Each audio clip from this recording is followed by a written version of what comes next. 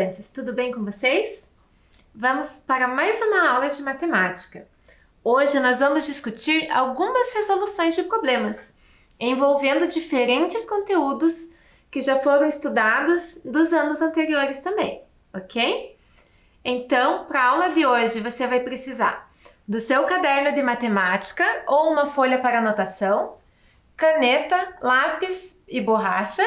E se você tiver uma régua, também vai ser bastante útil para algumas construções que nós vamos fazer. Então, vai um tempinho para vocês se organizarem e pegarem os materiais necessários.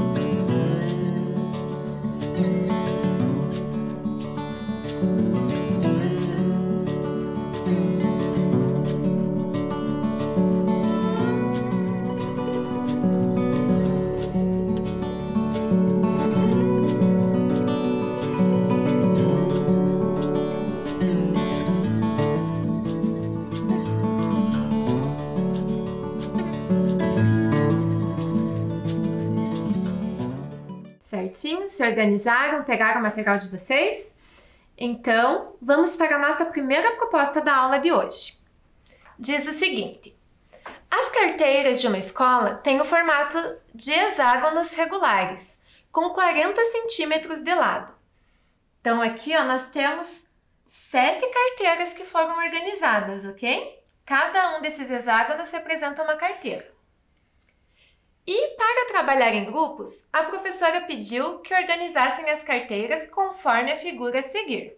Então, a gente já sabe que cada um aqui, cada lado, cada segmento mede 40 centímetros.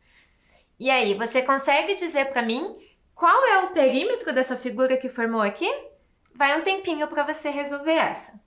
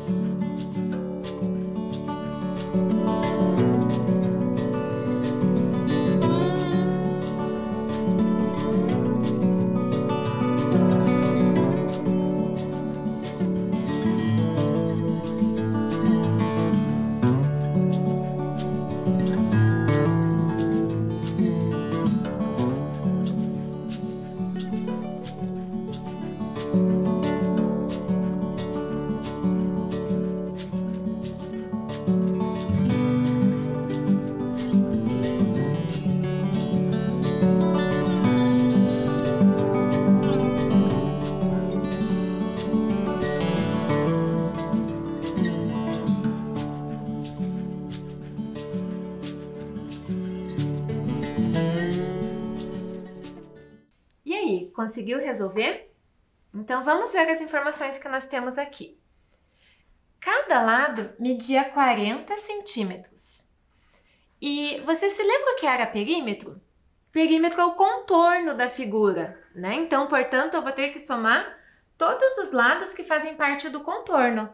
Essas linhas que estão aqui no meio não serão necessárias, porque não é o contorno da minha figura. Então, vamos contar aqui. quantas vezes eu vou precisar do 40 centímetros? Vamos ver? 1, 2, 3, 4, 5, 6, 7, 8, 9, 10, 11, 12, 13, 14, 15, 16, 17, 18 vezes. Então, nosso perímetro vai ser 18 vezes o 40 centímetros. Efetuando essa multiplicação, como que vai ficar? Quando eu multiplico por 0, 0 vezes qualquer coisa vai dar 0, né? Porque ele é o elemento nulo da multiplicação. Então, 0 vezes 8 dá 0 e 0 vezes 1 também vai dar 0. Agora, eu vou multiplicar o 4, que é a minha dezena. Então, vou começar multiplicando 4 vezes 8, que resulta em 32. Então, coloco o 2 aqui na ordem das dezenas e coloco o 3 lá em cima do 32. E agora, 4 vezes 1 vai resultar em 4. Mais as 3 que eu coloquei lá em cima vai dar 7. E somando tudo, nós temos 720 centímetros, que é o tamanho do nosso perímetro, ok? Que era a alternativa ali da letra D, ok? Vamos analisar as outras possibilidades que nós tínhamos. O meu lado, ele media 40 centímetros. Faria sentido eu ter um perímetro menor do que 40 centímetros? Não, né? Então, a letra A e a letra B com certeza não poderiam ser, né? E os nossos cálculos mostraram que o resultado, então, é 720, ok? Vamos para a nossa próxima proposta. Vamos lá. Proposta 2. Qual é o valor de cada emoji e o valor da última sentença? Então, preste bastante atenção que aqui tem alguns detalhes que vão influenciar no nosso raciocínio. Por exemplo, eu tenho uma mão direita e uma mão esquerda. Elas vão ter o mesmo valor? Né? Não vão. E aqui também a gente tem algumas composições, ó. Aqui eu tenho o rostinho sorrindo e 3 corações. Assim como aqui eu tenho o mesmo rostinho sorrindo de óculos. E aí, você consegue descobrir qual o valor de cada emoji e qual o valor que vai dar na última sentença? Vai um tempinho para vocês.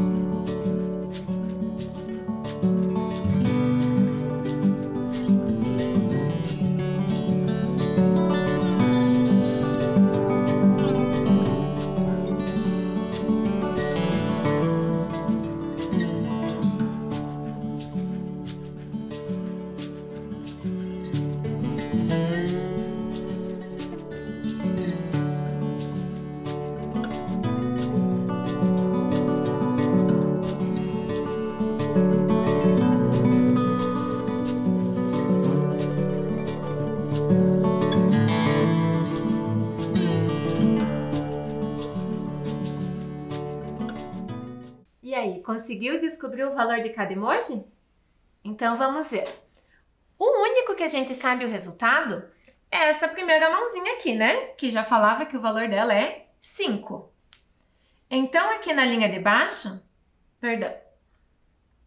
aqui na linha de baixo, a gente já sabe então, essa mãozinha vale 5, aqui novamente é 5. Opa, essa mãozinha está virada para o outro lado, então ela não vai ter o mesmo valor. Somando aqui, 5 mais 5 já dá 10. Para chegar em 14, falta 4, ok? E daí, a mesma mãozinha se repete aqui na próxima linha, a mãozinha que valia 4. Então, aqui eu vou ter que ver essa multiplicação. 4 vezes quanto que vai me resultar em 12? É 3, né? Então, o rostinho ali vale 3.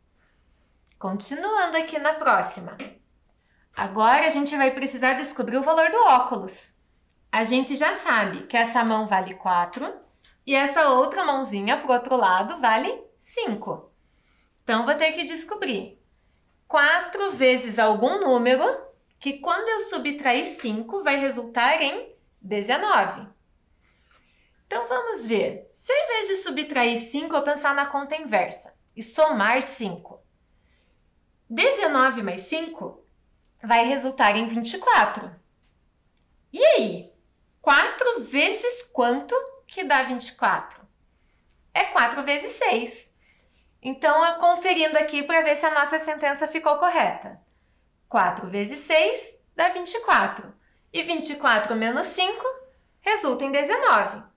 Então, agora nós já sabemos também o valor do óculos. Na próxima linha, o emoji que nós temos diferente é o coração. Então, vamos descobrir o valor dele. Esta mãozinha, a gente já sabe que vale 5. O óculos, nós já sabemos que vale 6. 5 mais 6 dá 11. 11, para resultar em 20, falta 9. Então, o coração vale 9. Beleza? E agora, a última sentença. A minha primeira parcela aqui são as duas mãozinhas juntas, né? A mãozinha que vale 5 com a mãozinha que vale 4. Como elas estão juntas, vai valer 9. Beleza? E o próximo emoji? Eu tenho o rostinho e 3 corações. Nós já descobrimos que o rostinho vale 3 e que cada coração vale 9. Então, aqui eu vou ter o valor do rostinho mais 3 vezes 9. 3 vezes 9 é 27. Mais o 3 do rostinho vai me resultar em 30, ok? E o último também é uma composição do rostinho com o óculos. O rostinho a gente já viu que é 3 e o óculos é 6. Os dois juntos vai me resultar em 9. E agora vamos fazer as operações, né? Tínhamos uma adição e uma subtração. Então, aqui, vou somar 9 e vou subtrair 9. Isso não vai dar zero, mas 9 menos 9? Quem que vai sobrar? O 30. Ou, se eu não pensar nisso, eu posso resolver na sequência em que as operações aparecem. Já que são adição e subtração, 9 mais 30 dá 39. Tirando 9, volta no 30. Ok? Certinho? Você também conseguiu encontrar esse resultado? Então, vamos para a nossa próxima proposta. Proposta de número 3. Observe as balanças abaixo. Então, vamos analisar o que nós temos aqui na imagem. Na primeira balança, de um lado, eu tenho um total de 300 gramas. E do outro lado, eu tenho uma figura menor, semelhante a essa, mas menor, que a massa dela é 135 gramas. E mais uma maçã. Como essa balança está em equilíbrio, né, os dois pratos estão na mesma altura, né, a balança não está assim e nem assim, a gente sabe que o total que tem desse lado tem que ser igual ao total que tem do outro lado, ok? E aqui na segunda balança? eu tenho de novo a maçã. Só que agora ela está junto com o abacaxi. E do outro lado eu vou ter um total de 1 quilograma. Beleza? E agora, será que você consegue descobrir qual é o peso da maçã e qual é o peso do abacaxi? Vai um tempinho aí para você tentar resolver.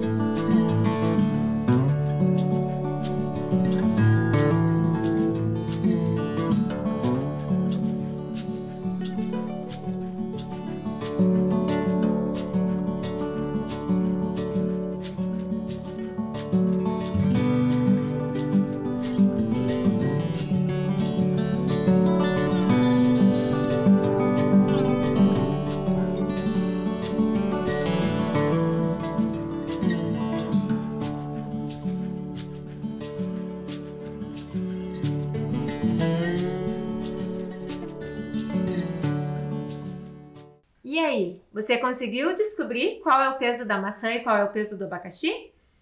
Então vamos ver lá.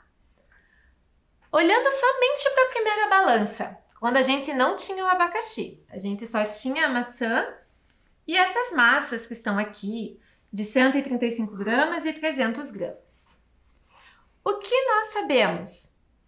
Que o peso da maçã mais 135, que é o que estava no primeiro prato da balança, tem que resultar em 300, pois a balança está em equilíbrio. Então, tem que dar o mesmo valor dos dois lados.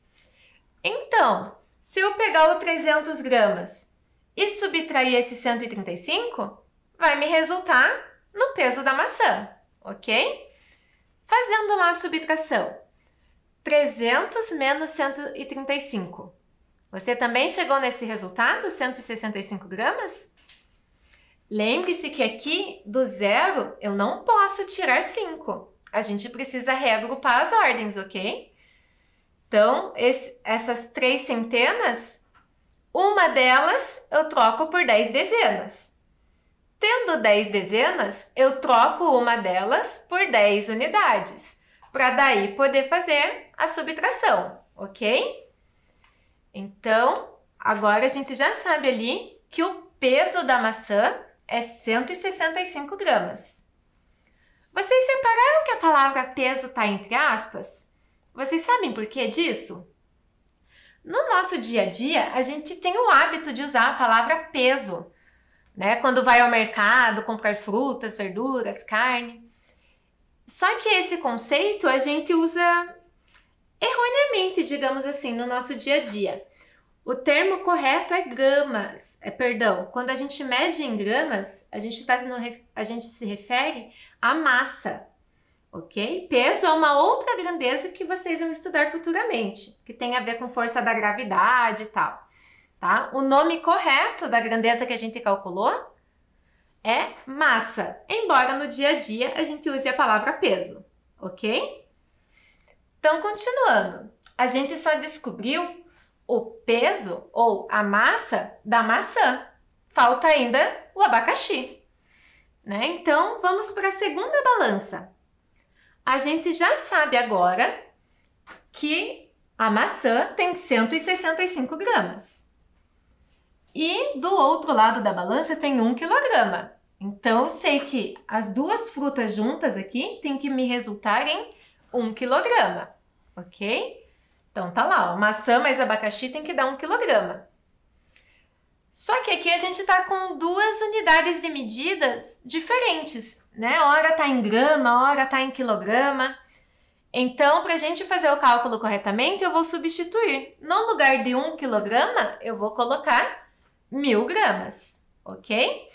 Então, vai ficar ali, a maçã mais o abacaxi tem que dar 1000 gramas.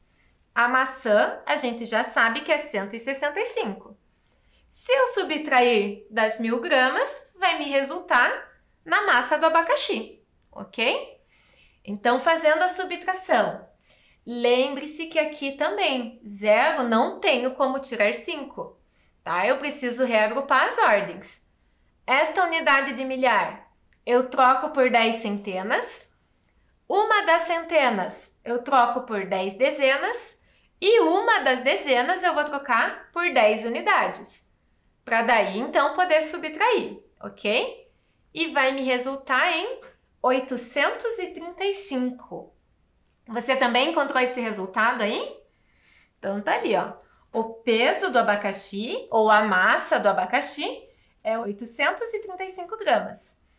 O que faz sentido, né? O abacaxi tem que ser mais pesado do que a maçã, né? Se a gente encontrasse um resultado menor do que o da maçã, com certeza teria algum erro no nosso cálculo. Certinho? Então, vamos agora para a próxima proposta. Proposta de número 4.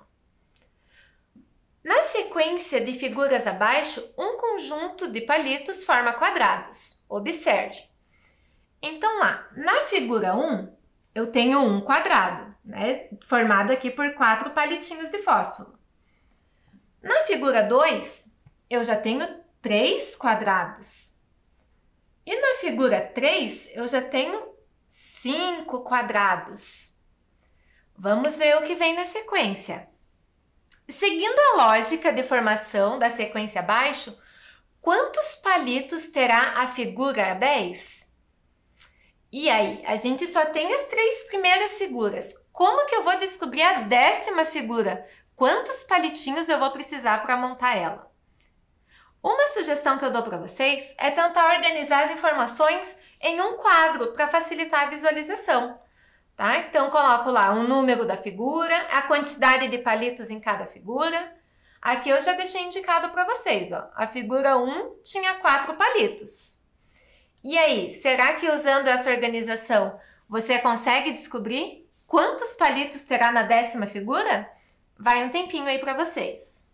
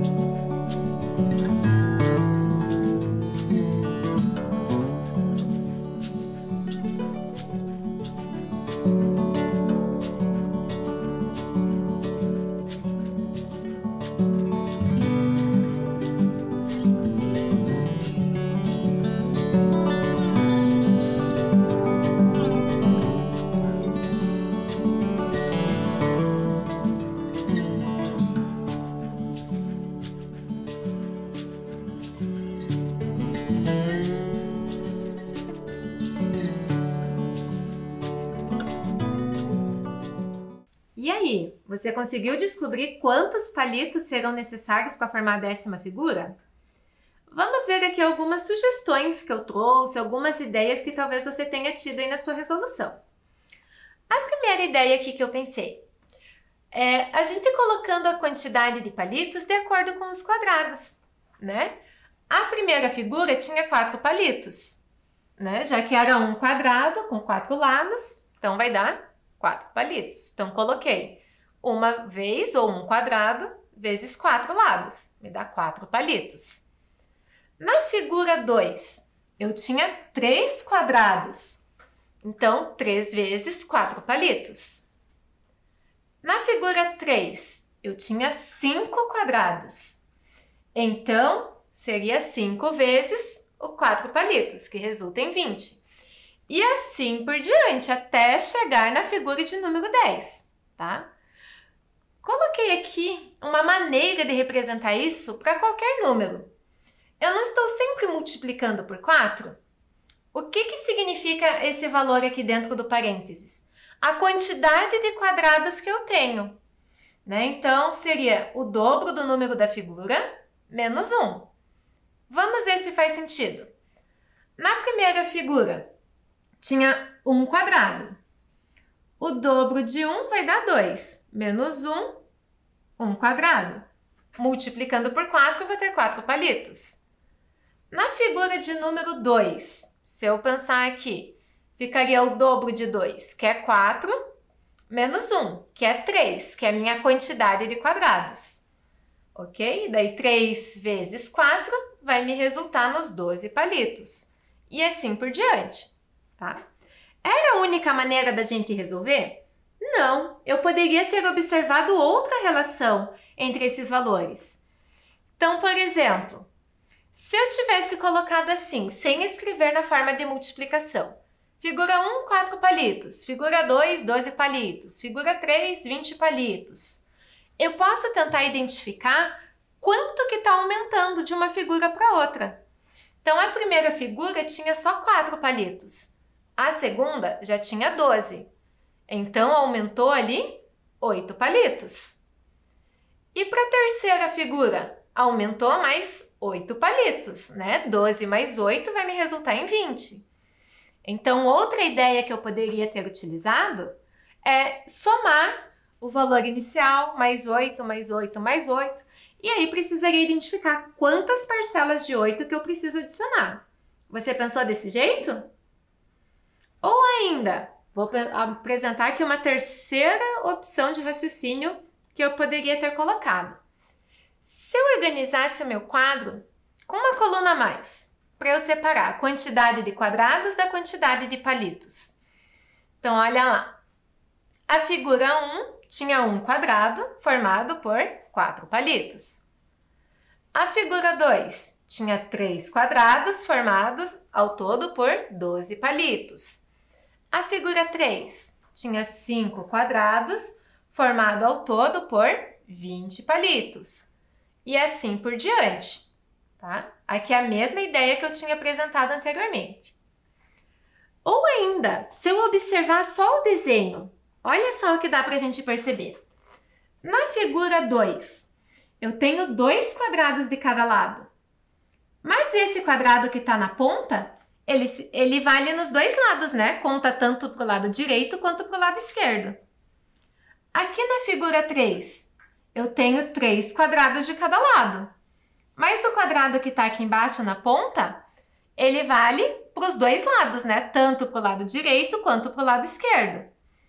Então, o que eu tenho aqui? Seria o dobro de 3 menos 1, né? Porque esse aqui da ponta se repete. Eu só vou contar. Se repete no sentido de que eu conto ele para os dois lados, para o direito e para o esquerdo. Mas na contagem de palitos, eu utilizo ele uma única vez. Se eu usar essa lógica, a figura de número 10, ela terá que ter 10 quadrados à direita e 10 quadrados à esquerda, que resultaria em 20 quadrados. Porém, o da ponta, ele conta tanto para o lado direito quanto para o lado esquerdo. Então, seria 20 quadrados menos 1, que resultaria em 19 quadrados, ok? Então, se eu sei a quantidade de quadrados que terá na figura, basta eu multiplicar por 4 para saber a quantidade de palitos, né? Cada quadrado tem 4 lados. Então, multiplicando 19 vezes 4 palitos vai me resultar em 76.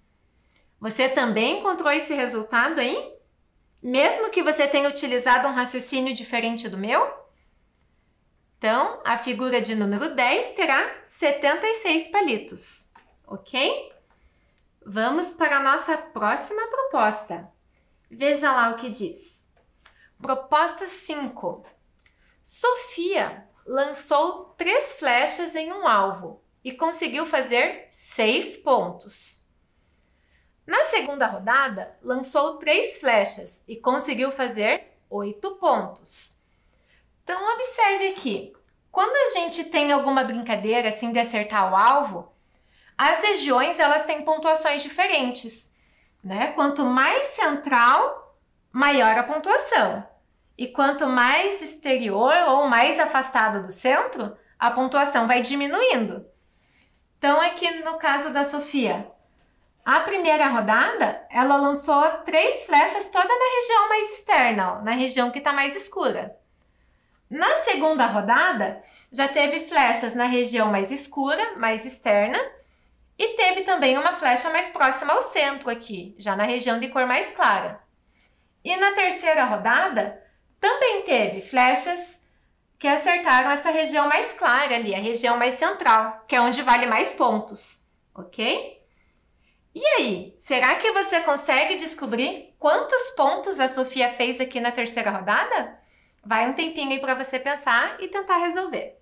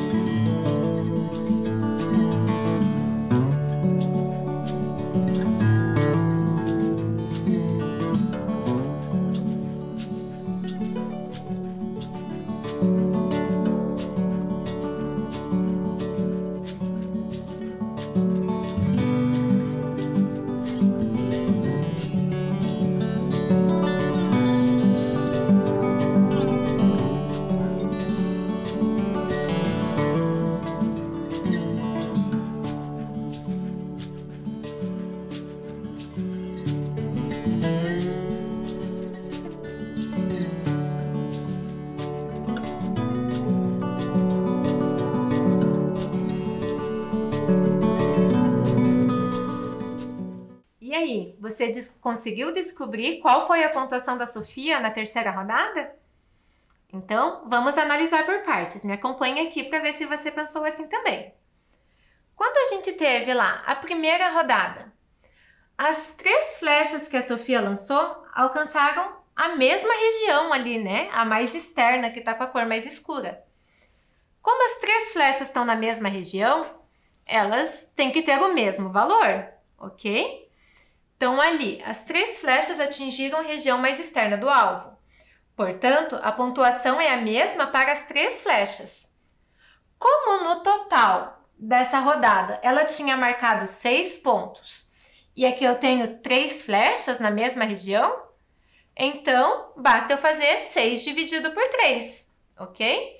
Então, cada flecha ali marcou 2 pontos, ok? Então, a gente já sabe que cada vez que a flecha atingir a região mais escura, a região mais externa, vai valer 2 pontos. E aí, na segunda rodada, teve as flechas aqui na região mais externa, de cor mais escura, mas também teve uma seta que acertou aqui a região mais central, né? Então, região mais central tem que ter um valor maior. Como na rodada anterior cada flecha marcou 2 pontos, essa aqui vai ter que ter um resultado maior do que 2.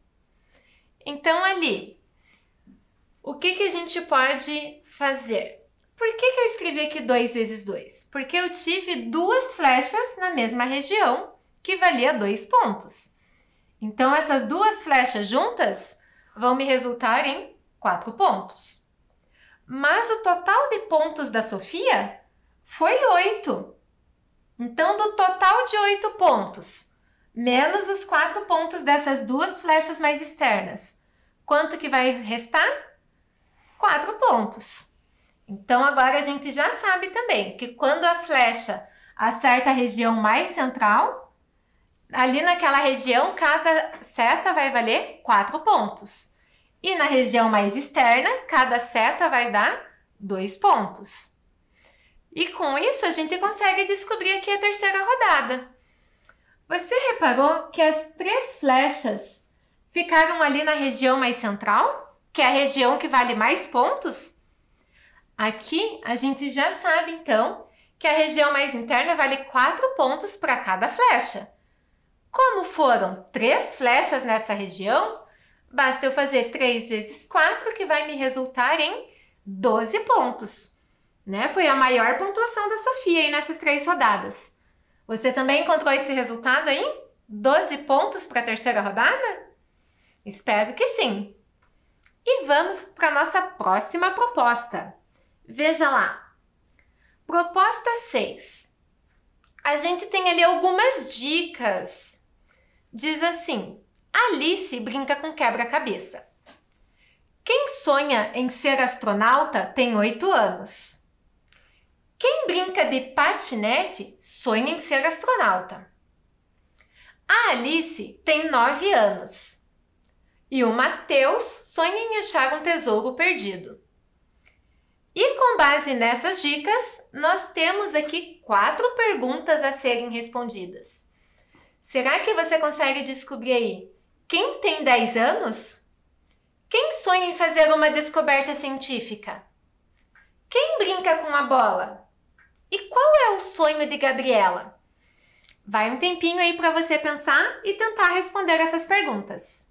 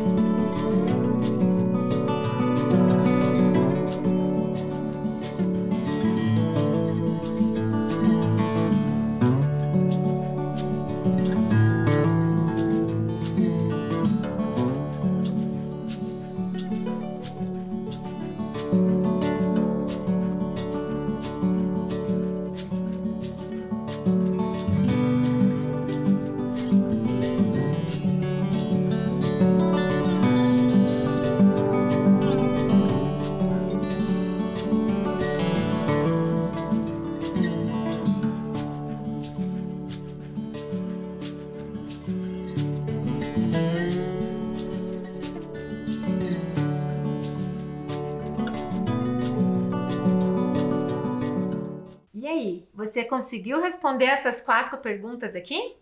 Então vamos ver.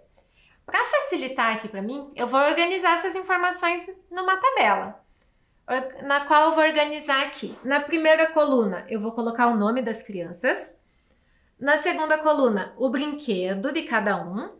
Na terceira coluna, a idade. E na última coluna, o sonho de cada um deles. Tá? Então vamos ver as dicas que a gente tinha. A primeira frase dizia que Alice brinca com quebra-cabeça. Então, já vou preencher ali a primeira parte do meu quadro. A Alice brinca com quebra-cabeça. Já vou deixar essas 2 informações aqui. A segunda dica. Quem sonha em ser astronauta tem 8 anos. Então, já vou colocar ali na próxima linha. Quem sonha em ser astronauta tem 8 anos. Ok? A próxima dica. Quem brinca de patinete sonha em ser astronauta. Opa, astronauta já apareceu aqui. Então, há mais uma informação que a gente vai ter aqui, ó. Quem brinca de patinete sonha em ser astronauta. Então, aqui no brinquedo dessa pessoa, que eu ainda não sei quem é, eu vou colocar o patinete. Próxima dica. Alice tem 9 anos. Opa, mas eu já coloquei o nome da Alice nesse quadro. Já está aqui na primeira linha. Então, aqui onde tem as informações sobre Alice, já vou colocar que ela tem 9 anos. E a última dica que nós temos, o Mateus sonha em achar um tesouro perdido. Então, ainda não apareceu o nome do Mateus aqui. Mas o sonho dele não é ser astronauta, é achar um tesouro perdido. Então, na última linha, eu vou colocar aqui o nome do Mateus e o sonho dele, que é achar um tesouro perdido. Mas e agora? As dicas que eu tinha ainda não completaram esse quadro, ficaram algumas informações em branco. Vamos ver de acordo com as nossas perguntas, se a gente consegue descobrir o que está faltando aí nesse quadro. A primeira pergunta que a gente tinha, quem tem 10 anos? Aqui no quadro não apareceu, né? Mas a gente sabe a idade da Alice, sabe que tem uma pessoa com 8 anos, então a terceira pessoa, que está aqui o Mateus, tem que ter 10 anos, ok? Então a primeira pergunta a gente já sabe. Quem tem 10 anos é o Mateus. A próxima pergunta era quem brinca com bola? Bola também não apareceu aqui, ó. Só apareceu quebra-cabeça e patinete. Mas o Mateus não apareceu nenhum brinquedo. Então, aqui eu já sei que quem brinca de bola é o Mateus, que é a informação que ficou faltando. Beleza? Vamos ver a terceira pergunta. Era quem sonha em fazer uma descoberta científica? Tá faltando colocar o sonho de quem nesse quadro aqui? O sonho da Alice, né? Então, tá aqui, o sonho da Alice é fazer uma descoberta científica. Ok? Então, respondida a terceira pergunta. E a última pergunta era, qual é o sonho de Gabriela? Nem apareceu o nome de Gabriela nas dicas. Mas aqui é o único nome que está faltando, né? Então, só pode ser a Gabriela. Beleza? E a pergunta era, qual é o sonho de Gabriela? É ser astronauta. E aí, você conseguiu chegar nesses resultados também? Espero que sim. Então, até a nossa próxima aula.